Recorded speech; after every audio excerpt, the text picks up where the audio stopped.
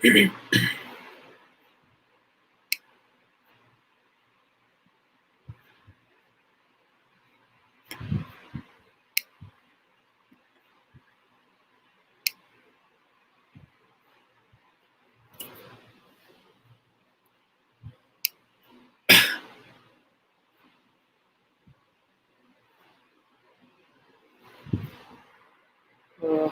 cool. Am I audible, guys? Am I audible to everyone?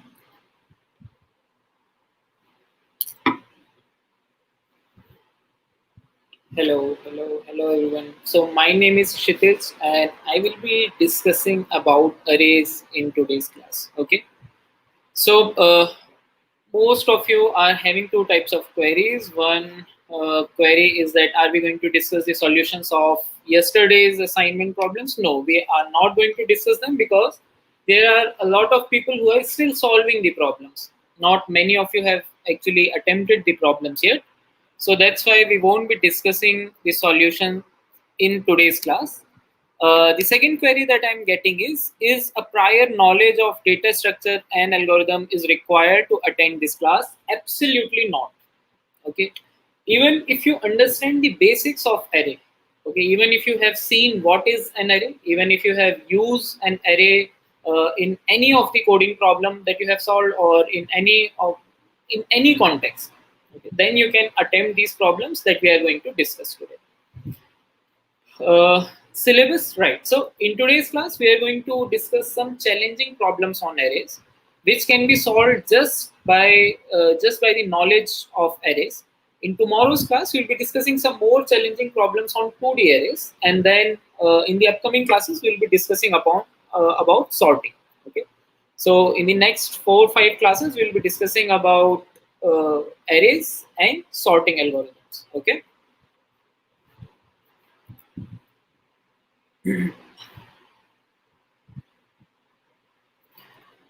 From where do we get the answers for yesterday's quiz? So we will be having a session on that. Okay, please do not worry. But in today's class, we are going to study a new topic. We are going to discuss some very interesting problems. Okay. So before we start the class, I just want your opinion on have you guys ever worked with arrays? Have you guys ever used arrays? Are you guys familiar with what is an array? Yes, great. Cool. So arrays are nothing but collection of same type of data, right? You can have an array of integers, you can have an array of strings, you can have an array of floating point data structure, or you can even have an array of objects, right?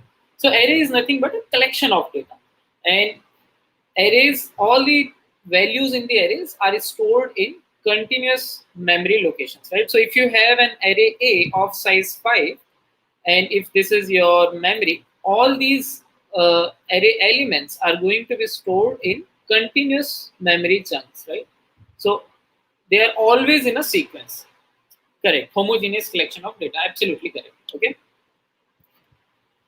Now, in today's class, we are going to see some of the problems which do not require any algorithm, which do not require knowledge of any other data structure other than arrays. Okay, and these problems have been asked in Google, they have been asked in Facebook, they have been asked in Amazon.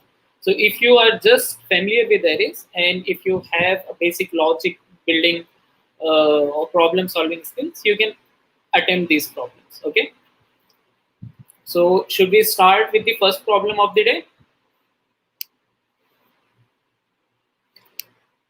Right. So regarding the language, so most of you are asking in which language are we going to discuss the problems, right? So let's keep the session language agnostic.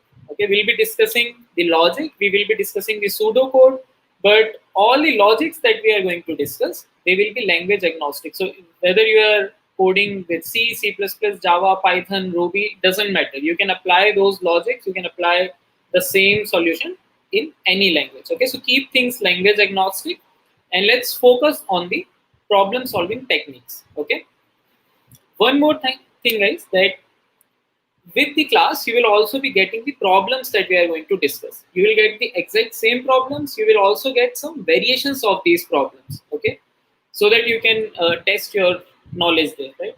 So I strongly recommend all of you to attend those problems, because if you are just listening in the class and you feel that you have understood everything, you might understand things, but after a while you will forget.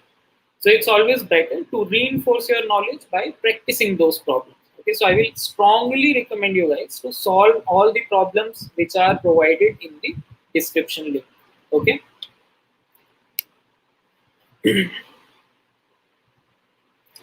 Cool. So let us start this session with a very interesting problem, and this problem was asked in Amazon. This has been asked in Facebook. This has been asked in Google. Okay. The problem says that you are given an array, and in this array you are having heights of some buildings. Okay, so you can consider that these are 2D buildings, two-dimensional buildings with a width of size 1, and the height is given to you in an array. Okay, so let's say that this is the array in which you have all the heights of the buildings. Okay, now you can see this picture. So these are the buildings, right? And these black bars are the buildings, and it's raining heavily in this city. So you have got some clouds, and it's actually raining heavily. And because of the rain, there is some water which is being trapped between the buildings. Okay, so these are the clouds, not so good looking clouds, but yes, there are clouds, and you can see some water being trapped in between the buildings. So given the heights of the buildings, you have to identify what is the total amount of water which is being trapped in between these buildings. Okay, is the problem making sense? Okay, some of you want me to I say all the things in Hindi. Okay, I will just repeat things in Hindi, or we'll keep mix of both the languages, right? So तो आप लोगों को array में buildings या bars की height दिए हुए हैं, एंड वहाँ पे शहर में बहुत तेज बारिश हो रही है, तो चूंकि ये 2 डायमेंशनल वर्ल्ड है, यहाँ पर कुछ वाटर ट्रैप हो रहा है इन बिल्डिंग्स के बीच में. ओके, आपको बताना है कि टोटल कितना अमाउंट है वाटर का जो कि ट्रैप हो रहा है. Okay, is the problem clear?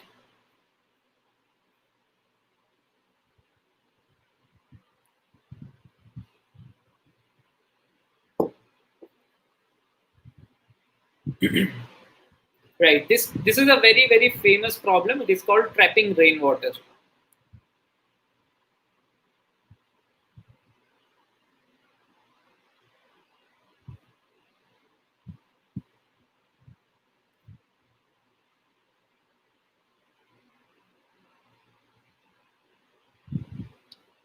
This is a problem which is present in each and every platform. This is in lead code, this is in interview bit, this is in geeks for geeks, this is in hackathon. This is present in each and every platform because this is very frequently asked problem, right?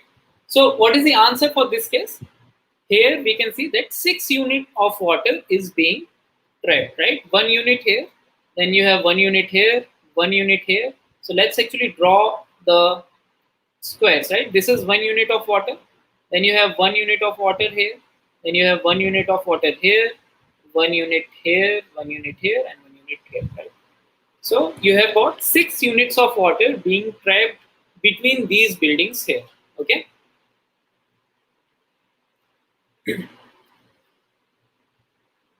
now the question is that given the array, you have to identify, you have to calculate the total amount. Okay, how to approach this problem?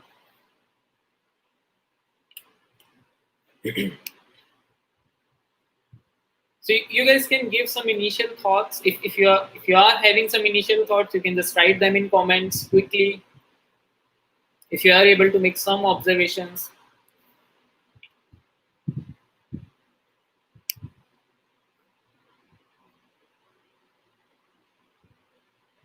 Prapti, that is correct.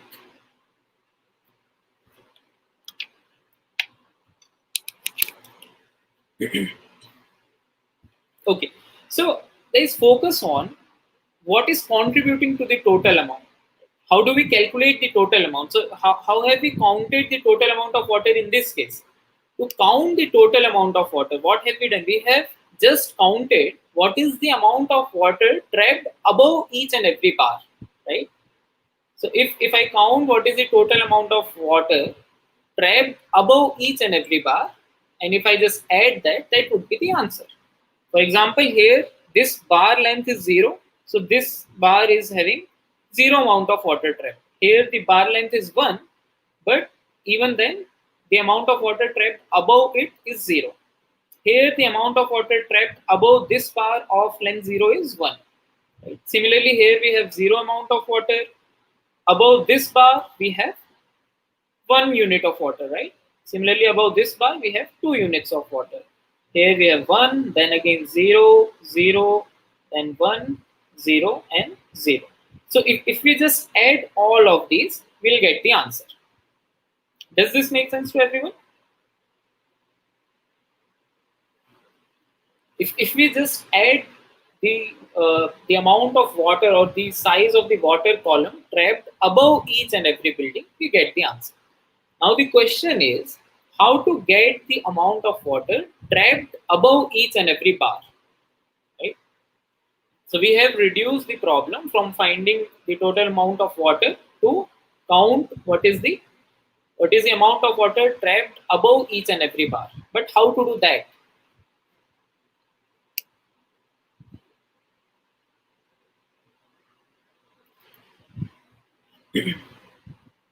Okay, again let's make some more observations here. Okay, so we have seen that the amount trapped above this bar is 0. Okay, why is this amount 0? Why is it not non-zero? Why is this amount, why is this bar not able to trap any amount of water above it? Simple reason is that there is nothing on the left side to hold the water, right? There is something on the right side, but if the water falls here, there is nothing on the left to hold it, right? If there had been a bar on the left side, then you would be getting some water here, but there is nothing on the left side. So you can just consider this as a vessel which is uh, of this L shape, right? You can consider this scenario as a L-shaped vessel. If you fill any liquid inside a L-shaped vessel, it will just flow from here, right? You cannot trap the liquid with in a vessel which does not have the boundary, right? So that's why here we have 0 amount of water. Now, what about this bar? This also has 0 amount of water. What is the reason for that? This is not 1. This has to be 0. What is the reason for this? Again, the same reason. This bar also does not have anything on the left side to hold the water. Right? That's why this is also not trapping anything. When we come to this bar has got a size 0, but it is able to trap a water column of height 1. Simple reason being, it has got something on the left and something on the right as well. So now this is forming a complete vessel. Right? So it can hold water, a water column of size 1. Right? Now we come to this bar again. This has got a bar which is on the left side. Right? If I'm talking about this bar here, this has got a bar on the left side. Even after that, this bar is not able to hold any water. Why? Because the bar which we have on the left side has got a smaller height, right? So if this is your if, if you have to hold some water above this bar, you need something on the left and something on the right of a higher height, right? So you can assume that this is the surface of your vessel. Now this bar here is below the surface, right? So you need something which is higher the surface. Then only you can trap some water inside this, correct? So that is why this is also not able to trap anything. Now when you come here, this has got something on the left and something on the right as well, correct? So one thing which is very clear from this observation is that To trap the water, you definitely need something on the left side, something on the right side of a higher height than the current bar, right? This bar is not able to trap because it doesn't have anything on the left. This bar is able to trap because it has a support on the left side as well as on the right side. So it has got both the boundaries, correct? Does this first observation make sense to everyone?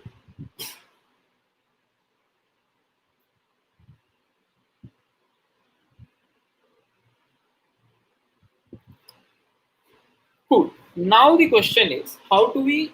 So we have determined that some of the bars will not be able to hold, but the bars which are holding the water, how much water is going to be there? Okay. Now to do that, to actually analyze that, let's consider a very simple example first. Okay. So let's say that the heights of the bars are 2, 1, and 3. So we have got a bar of size 2, then we have got a bar of size 1, and then we have got a bar of size 3. And we are talking about this middle bar. We have to identify what is the amount of water being trapped above this middle bar. Okay. This has got height 2, this has got height 1, this has got height. Can you guys quickly respond what is the amount of water which will be trapped above this bar? The size of the water column here. Is it going to be 1? Is it going to be 2? Is it going to be 3?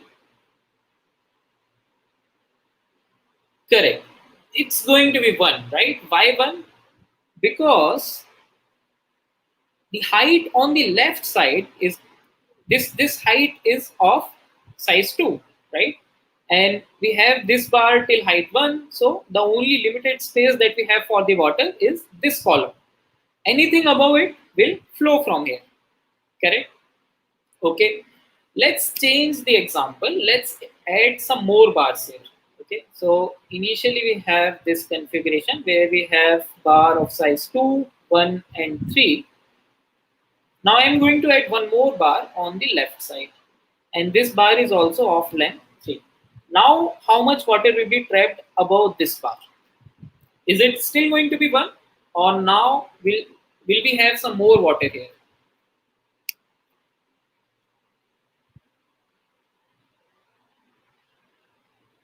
Still 1? Yes, it's going to be 2 this time. Why? Because now we have got a higher support on the left side, right? So if it is continuously raining, all this area will be filled with water, right? And now we can see that this column, the height of this column has now become 2, right?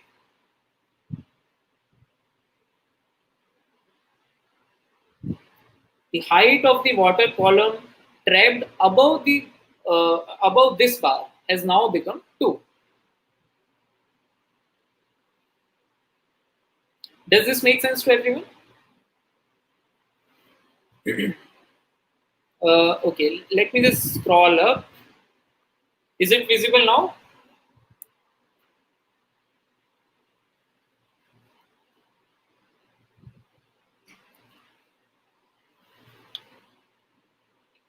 Height of the water column above this bar has now become 2. Okay, why has it become 2? In this case it was 1. Now it has become 2. What is the reason? What is the reason? The reason is the addition of this bar, right? Let's add some more bars. Okay, let us add some more bars to this configuration. So I will be adding a bar on the left side. Let's raise a bar of size 4. Will the height of the water column stored above this will increase? If I have just added a bar on the right side of length 4, will the height of the water column above this bar, is it going to increase? No, right? Because on the left side, it is still 3. On the left side, the maximum that we can have is still 3. Anything above it is going to flow from here. If we also add another bar of size 4 on the left side as well, now will it increase? Yes, now it's going to increase because from both the sides we have got a height of size 4, right? So is this complete observation making sense to you guys? The height of the water column stored above any height is nothing but the minimum of the maximum height that you can get on the left side and the maximum height that you can get on the right side. Correct? The height of the water column stored above this is minimum of maximum height available on right and maximum height available on the left. Correct? So if I have to identify what is the height of this column, right? Height of water column above bar I, this is equal to, this is nothing but the minimum of maximum bar on left side, maximum bar on right side, minus the height of bar I. So if I am talking about, if this is my ith bar, the water column trapped above this bar is how much? This is minimum of maximum of left, maximum of right, minus the height of this current bar. Okay. So if I have to uh, if I have to calculate the total amount of water, this is just going to be the sum of all such values. Correct? So the answer that we are going to calculate, I will always be writing on the top. The answer is going to be sum of this value for each and every height, right? Sum of minimum of left max, right max, minus height of bar. So I will be calculating the minimum of left max, minimum and right max for each and every bar, subtract the height of that bar and keep adding it. So whatever we get at the end is going to be the answer. Correct? Let's quickly do this thing on the given example. Right? What is the minimum? What is the minimum on the left side for this? Minimum on the left side for the first bar is 0. There is nothing on the left. Sorry, maximum on the left side, right? Maximum on the right side is this bar of length 3. But since we are taking the minimum of left max and right max, minimum becomes 0. 0 minus the height of the bar is 0, right? So this is not going to hold anything. What about the first one? Again, left max is minimum. Left max is 0. So we won't be getting anything, right? For this bar, for this water column, the left max is 1, right? The right max is 3. So minimum of left and right is 1 minus the height of this bar, which is 0. So this is going to hold 1 unit of water, right? So if we do the same thing for each and every bar, we are going to get the answer. Let's also see for this column. So here, what is the left max? Left max has got a height 2. Right max has got a height 3. Minimum of 2 and 3 is 2. Right? So this bar is going to hold 2 minus the height of this, which is 0, this much amount of water. So we just have to do this thing for each and every bar, and we add whatever amount is trapped over that bar, and we get the answer. Okay. Does this make sense to everyone?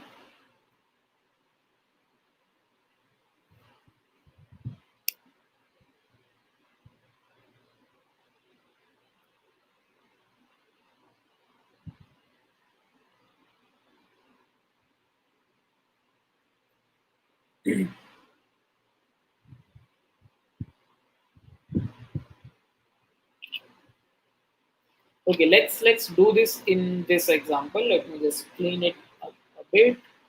Let's try to calculate what is the total amount of water that will be trapped in this scenario. Okay, if this is the landscape of the buildings that we have, what will be the total amount of water trapped here? Okay, so we are saying that the total amount of water trapped is the sum of water trapped above each and every building. What if negative? Heights are not going to be negative, right? Negative height means that you are digging a hole and then you are, so it's basically kind of a plane. So you can assume that such Buildings with negative heights are not possible. Okay.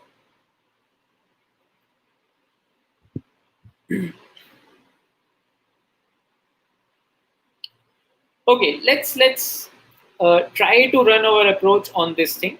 Okay, on this scenario.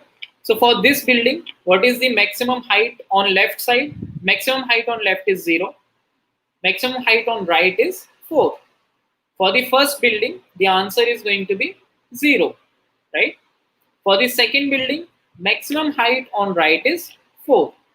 Sorry, maximum height on left is 4. Maximum height on right is also 4, right? So we'll be getting minimum of these two minus whatever is the height of the building, which is 3. So this is going to contribute 1 unit of water. Okay. Then in the next building, so the 1 unit of water comes here. In the next building, we will be checking minimum of what is the left max. Left max is still 4. What is the right max? Right max is still 4. Building size is 2. So we get 2 units of water above this. Okay. Similarly, for the next buildings, again, left max, right max are 4 and 4. Building height is 1. So we get 3 units of water above this. Okay.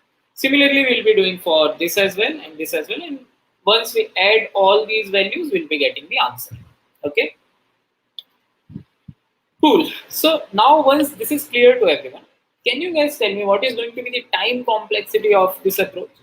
So for every bar, we are calculating a maximum on the left side, we are calculating the maximum on the right side, and then we are applying this observation and getting the height. What should be the time complexity if we go by this approach?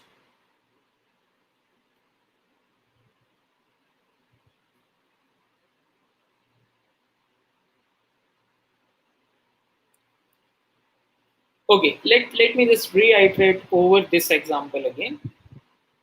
For if I'm calculating for this bar, I will have to calculate what is the left maximum. To calculate the left maximum, I will be iterating over all the possible bars on the left side. To calculate the right maximum, I will be iterating over all possible bars on the right side. How much time is this operation going to take? This is going to take order n. How much time is this operation going to take? This is also going to take order n, right? So to calculate the water column above each and every bar, we are doing an order n operation because these two are going to get added, right? And we are going to do this operation for each and every bar. There are n bars in total. If there are n bars and for every bar our calculation requires order n time complexity, what is going to be the total time complexity?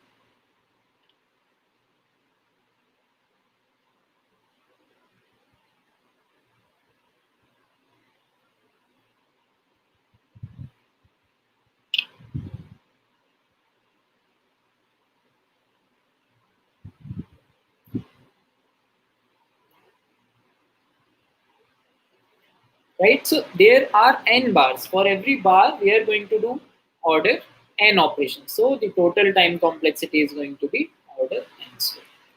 Okay.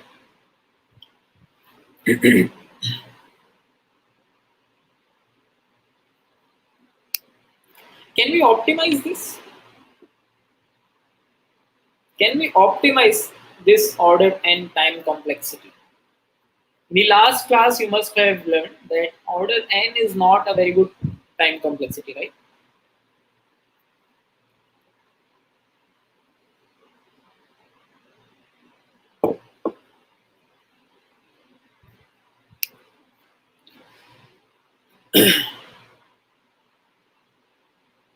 Yes, Vijender, you are absolutely correct. Right, guys. So to optimize the time complexity, again, let's make a very simple observation, right? So till now, we have deduced that for every bar, we have to calculate the left max and the right max. Okay.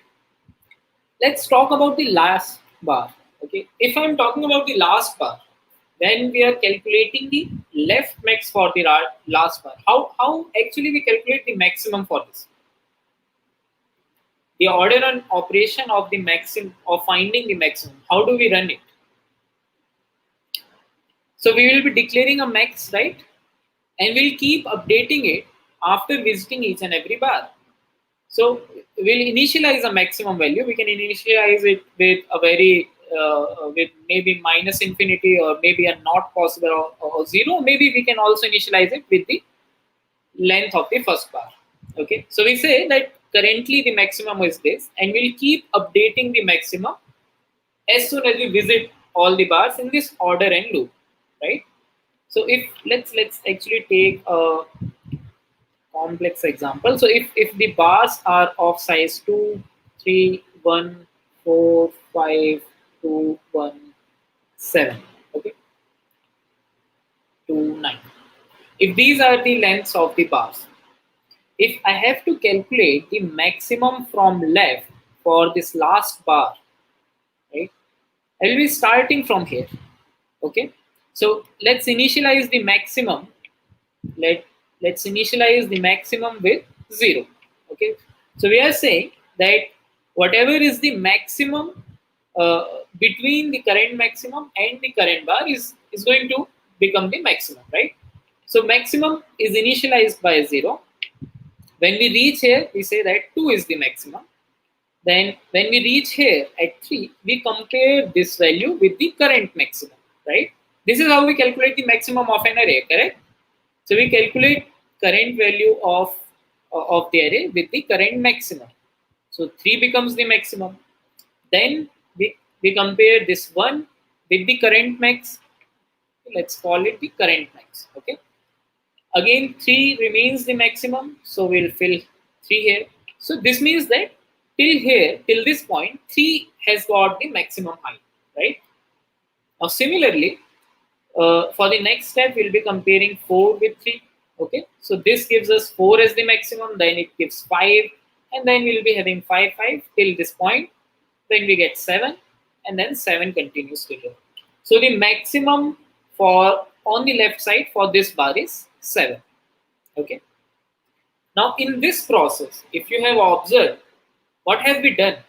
We have not only computed the max for the last bar, but we have also computed the left max for each and every bar.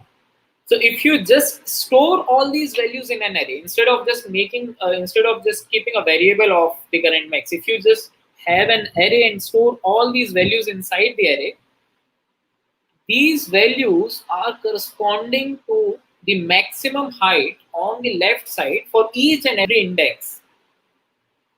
Is this making sense? Till this point, 5 is the maximum.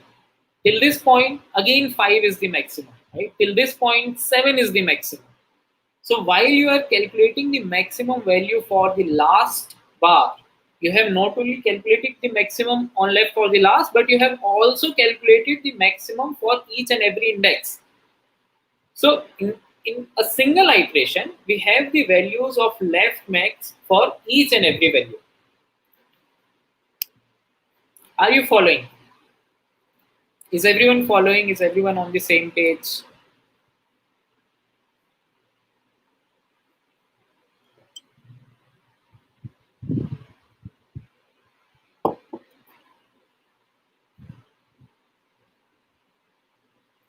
No, Aditi is not following. Anyone else who is not able to follow this? Okay, let me just repeat. Let's clear each and everything here. Let's do it once again. Okay, so when we have to calculate the maximum on the left for the last bar, first of all, is everyone clear that we'll be calculating the left max for each and every bar and right max for each and every bar? Yes. Now for let's talk about this guy. Let's talk about this bar. If you have to calculate the left max, you will be iterating over this part of the array, right? You will maintain a left max for this bar, and you will keep updating that left max while visiting the array, right? You will initialize a left max with 0. You will check whether 0 is greater or this value is greater, right? So you will keep updating this left max while updating the while iterating over the array. Similarly, you will do the same thing for the right max as well. Correct. Now let's talk about the last element. Let's not talk about the middle element. Let's talk about the last element. When we are doing it for the last element, we are actually calculating the left max for each and every index, right? Left max till now is 0, right? Or let's call it 2 here. So we have initialized the left max by by 0. We compare it with 2, we get 2 here, then we get 3 here, right? Then we get 3 again here, then we get 4 here, 5 here, 5 continues till we get a longer height which is 7, right? And again we get 7 here. What if 9 is not present? Then also you do the same thing. If 9 is not present, you have 1 bar less in your structure. Then you will be, when you calculate the left max for the last index, doesn't matter whether it is 9 or any other number. When you are calculating the left max for the last index, you have actually calculated the left max for each and every index in this process. The only thing is that you will have to store these values. Instead of updating the current max variable, if you just store these values in the array, you get the left max for each and every index. Similarly, while calculating the right max for this index, the first index, you will be calculating the right max for each and every value. Correct? Because to calculate the right max for the first index, you will be iterating from the right side, and you will keep updating all the values one by one, right? So you start from here till now the max is 2, then you get 7, and then 7 continues to be the max till now. Okay.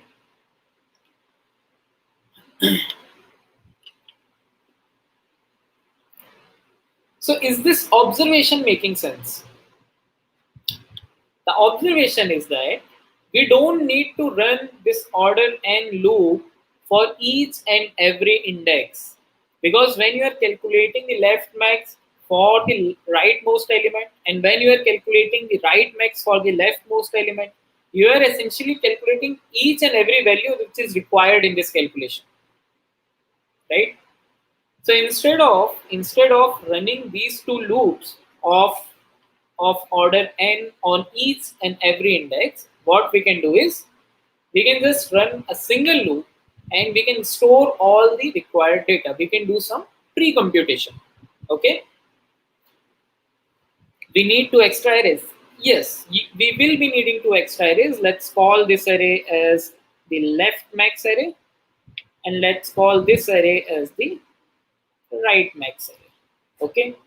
If we have stored these values, can you guys now tell me what will be the amount of water stored over any ith index, stored over any ith bar? If I talk about this bar, what will be the answer? What will be the amount of water stored over this bar? We need the maximum bar. We need the maximum bar on the left side of this. From where can we get it? The maximum bar on left side of this bar is here, right? We have already calculated it. The maximum bar on the right side of this bar is present here, right? If we are talking about the ith index, the left max is stored at left max I minus 1, and the right max is stored at right max I plus 1. Okay. Does this make sense to everyone? You don't need to run two loops for each and every number. We can just pre-compute the left max and right max for each and every index, and using these values, now we can have a different loop and we can get these values in order 1. Okay.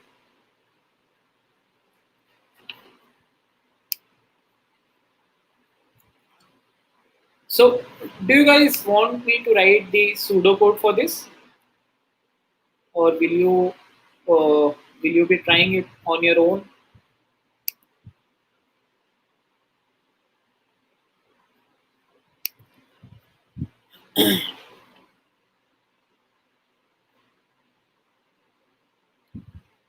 What if we store in the ith index itself? Will that work? That will definitely work, Anushka. You will just have to check. Like you can also store for every ith index. You can store what is the leftmost left max height at this index and right max height at this index. You will just have to calculate. You will have to like this. You will have to keep check on the corner cases. Okay. If you are able to keep checks on the corner cases, then that will also work.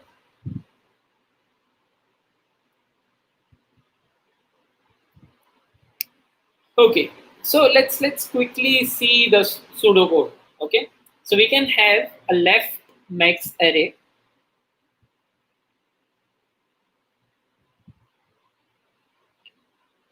Okay, what will be the size of this array? Size of the array is going to be same as the size of the input array, because for each and every index you want this information, right? So its size should be equal to n, whatever is the size of the input array, correct? And similarly, we'll also be having a right max array, which will store the right max for each and every part. Okay. Then let us initialize these values. So we can say that left max of 0 can be initialized from the array 0. Okay, and right max of okay, let's come to the right max after we finish this, right? So we have initialized this for the 0th index. That means I'm saying that for 0th index, this is the answer. The height of the bar is the answer. Now for the remaining bars, we can just run a loop, which will start from some point, go till n, and we'll be doing it. From where should we start the loop? Should it start from 0? Should it start from any other number? Yes, the loop is going to start from index 1, because we have already filled the value on index 0. So we don't need to start from index 0. Okay. And for every index, we can say that left max of I is nothing but the maximum of the previous max, which is left max of I minus 1, and the current array value, the current height. So whatever is the maximum between the current height, right, between the current height and the previous is going to be the left max of this iteration. Okay. Similarly, in the for the next value of I, we'll be comparing this value and this value. Okay.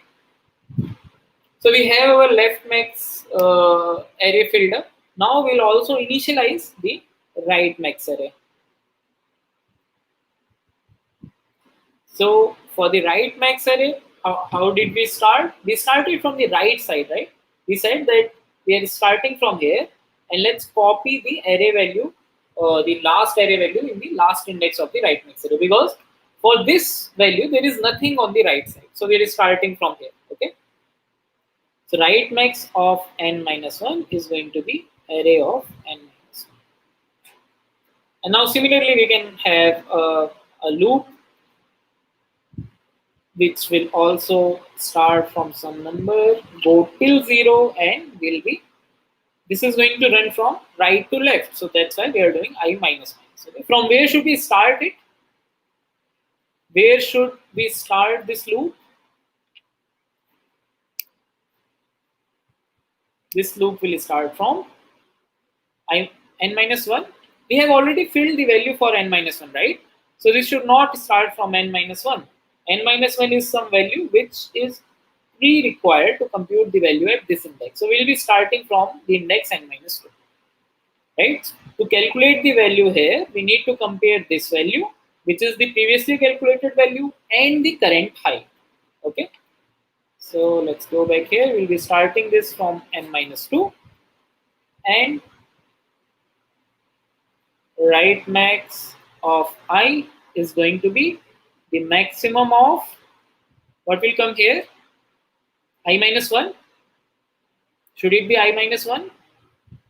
Yes, it should be I plus 1, because now when I'm checking for this index, I am comparing this value. If this is index I, this is I plus 1, not I minus 1. In case of left max, we were comparing with the previous index. Now we are comparing with the next index, right? So this is going to be right of I plus 1 and the current array value. Okay. So now we have got the left max and the right max array populated. Okay, now we just have to run a single loop to calculate the total amount of water trapped. So you can have a variable water initialized with 0, and now we can run a loop, and this loop should run for each and every height. So we'll start from I equals to 0 less than n. We'll be incrementing the I with 1, and we can simply say keep adding the amount of water trapped over each and every bar in this variable. So water plus equals to, or you can also write it as water equals to water plus the, how do we calculate the height of water column? Minimum of left max, right max, right, minus the array value I. Okay. Cool. Is the code clear to everyone? Will you guys be able to write it on your own now?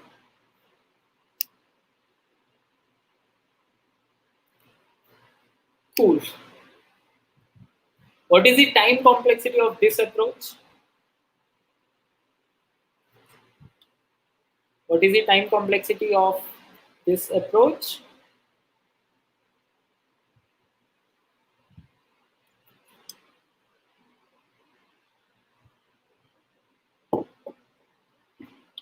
Time complexity of this is, see, first in this code, first we are populating the left max array. For each and every bar, we need what is the left max.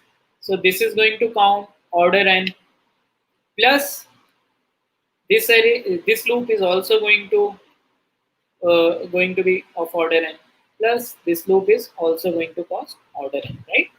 So the total time complexity of this approach is order. Okay, cool.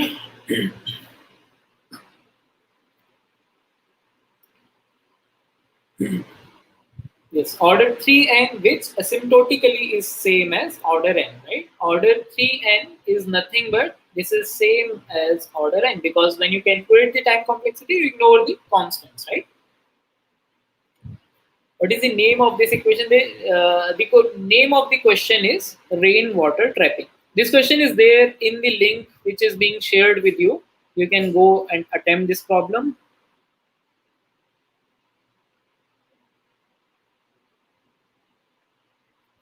Okay. Edge case missed. Right. So if this is just a pseudo code, okay, now you have to attempt this problem. You have to solve it on your own.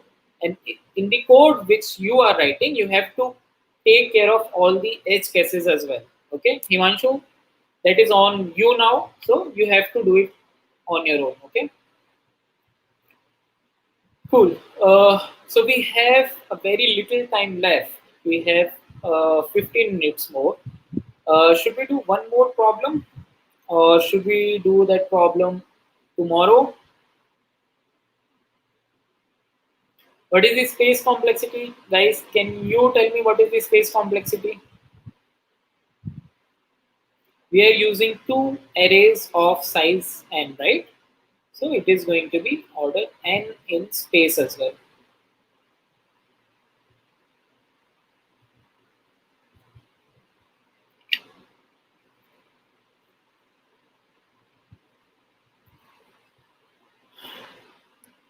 Okay, so I'm just waiting for 30 seconds. If you guys want me to discuss one more problem, just write on comments.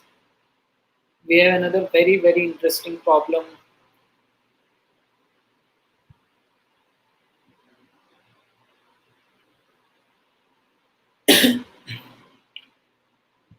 Okay, some of you are saying tomorrow, some of you are saying now. Okay, let's do one thing. Let me just tell you the problem. Okay, the problem is there in the assignment as well. We'll just discuss the problem, not the solution. Okay, so try to come up with the solution yourself. In tomorrow's class, we'll start with the solution of this problem. Okay, this is also a very interesting and very frequently asked problem, which is called the majority element.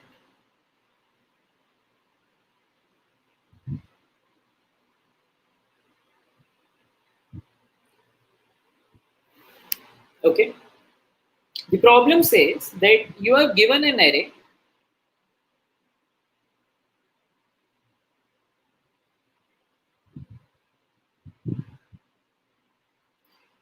You have to find the majority element in that array. The majority element is the element that occurs more than n by 2 times. Okay,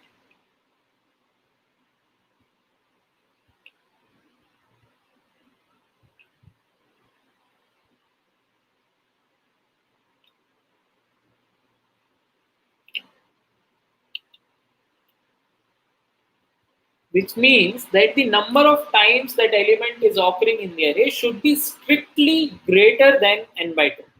For example, if this is your array 3, 3, 4, 2, 4, 4, 2, 4. Can you guys quickly tell me what is the majority element in this array? N, which is the size of the array. What is the size of the array in this case? 9, right? Now, which is the element which is coming more than 9 by 2 times? Correct. Majority element in this case is 4 because 4 is occurring 5 times. Okay. 4 is the majority element here because 4 occurs 5 times. Let's take another example. Let's say we have 3, 3, 4, 2, 4, 4, 2, 4. What is the majority element in this case? Size of the array is 8. What is the majority element which is occurring more than 4 times in this case? Is it still 4? 4 is occurring 4 times, right? But we need something which occurs more than n by 2 times. 4 is not more than 2. So in this case, we do not have any majority element.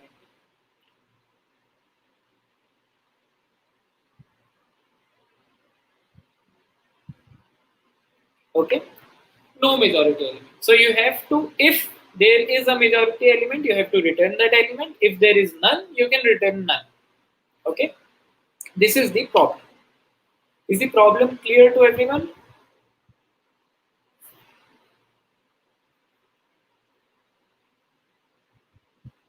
Yes, sides, and that is absolutely correct.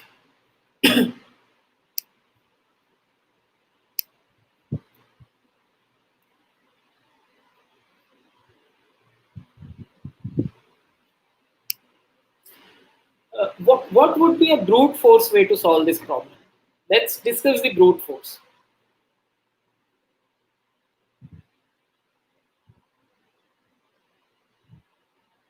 What would be a brute force way to solve the problem? What if two elements are majority elements in the same array? Guys, that is a very interesting thing that Satyam has asked. Can there be two majority elements inside a single array? Satyam, think about it. Can there be two elements which are occurring more than n by 2 times?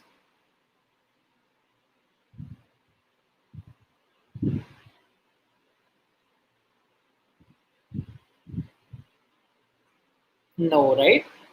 How 4 is greater? 4 is not greater than this, but the count of 4 is 5, right? We have to count the number of times this element is occurring. Don't have to return the element which is greater than n by 2. We have to count the number which is occurring more than n by 2 times. Okay. Cool. So what is going to be the brute force solution here? Brute force solution is going to be simply you run two loops for each and every element. You just check whether that element is a majority element or not. Select this element. In the remaining array, count the number of occurrences. If the total number of occurrences is greater than n by 2, return it. Otherwise, go to the next element. Check for this element in the remaining array. If it is occurring more than n by 2 times, return. What is going to be this time complexity of this approach?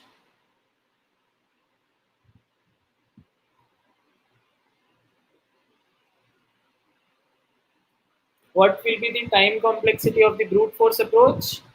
It's going to be order n square. Why? Because you are running two loops of size n, correct? Okay, so brute force is not going to work. This is too slow. How can we optimize it? Any quick suggestion? How can we optimize this?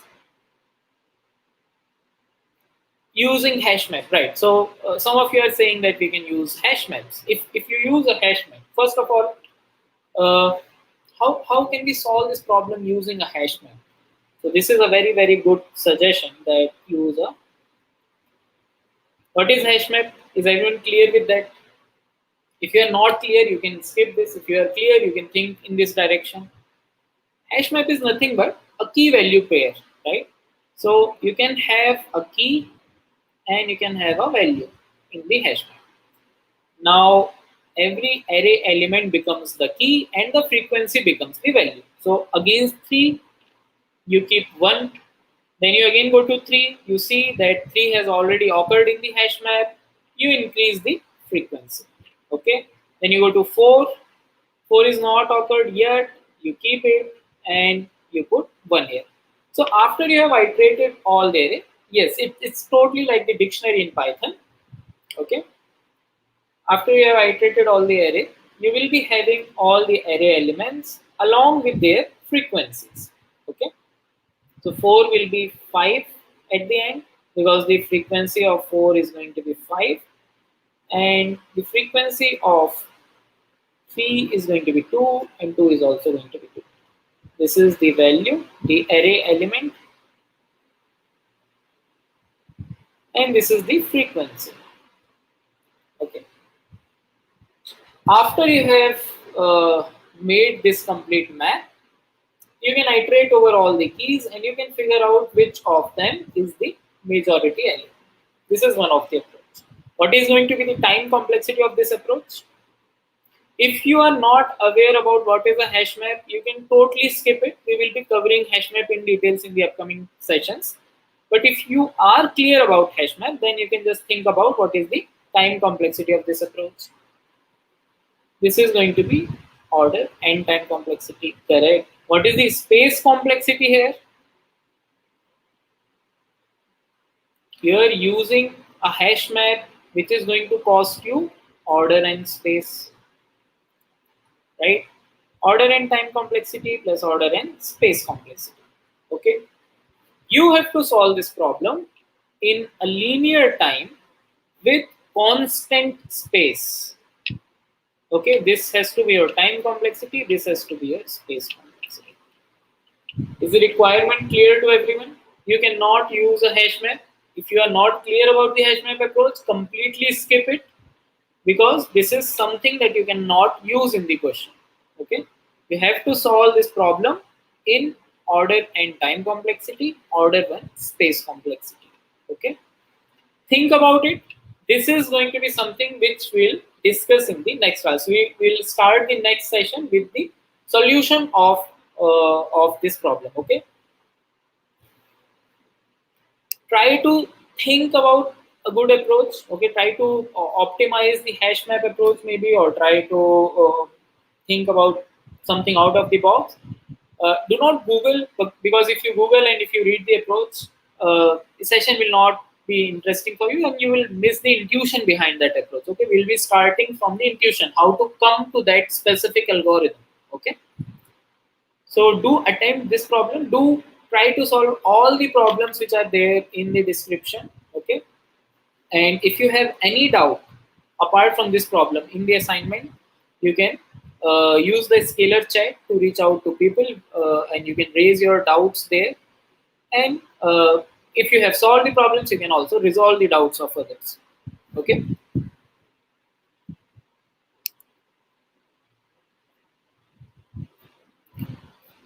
Cool. So guys, we'll be ending this session. Where can we get this PDF? This PDF will be available in the description as well as in the chat. So this will be shared in the Scalar chat. If you are not connected in the Scalar chat, please do that. There are 4 problems in the assignment, out of which 2 are based on this problem. So you can leave those 2 problems. Okay, you will just read the title and you will realize that these 2 problems are connected to this. Okay, but the other 2 problems, please make sure that you solve them. We'll be having one assignment even today. Yes, after every class you will be getting an assignment, because doing yourself is the most important thing. If you just come here, listen to what we are teaching, that is not going to teach you anything. You will just listen, and for that point of time you will think that you know everything. You will have a perception that you have learned everything. But until you actually solve it yourself, until you implement the things yourself, you are not going to learn. Okay, so please make sure that you are solving the problem simultaneously. Okay.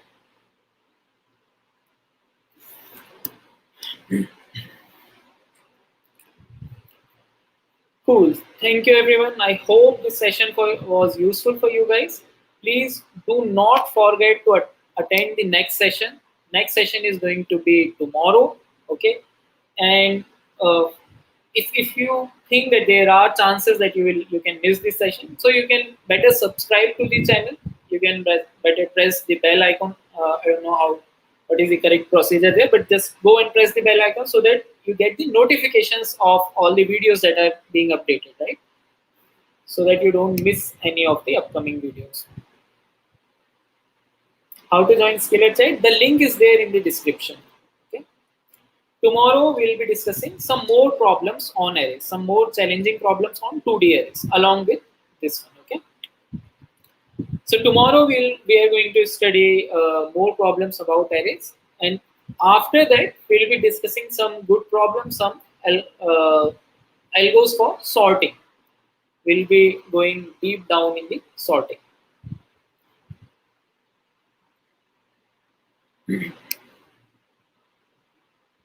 Okay, cool. So I'm not now going to end the session, guys. My name is Kshitij. I will be taking some of the lectures here.